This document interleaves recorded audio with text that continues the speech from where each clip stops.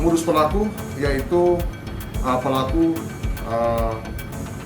sering keluar masuk di situ untuk menggalekan barang-barangnya, sehingga dia sudah akrab dengan karyawan. Begitu sudah akrab dengan karyawan, dia meminjam kunci, ya di mana ada di situ gantungan kunci, ada gunting kuku. Setelah itu gunting kuku itu dibawa pulang. Dia bawa pulang, padahal dia gandakan kunci tersebut. Nasabah tetap di tempat itu ya?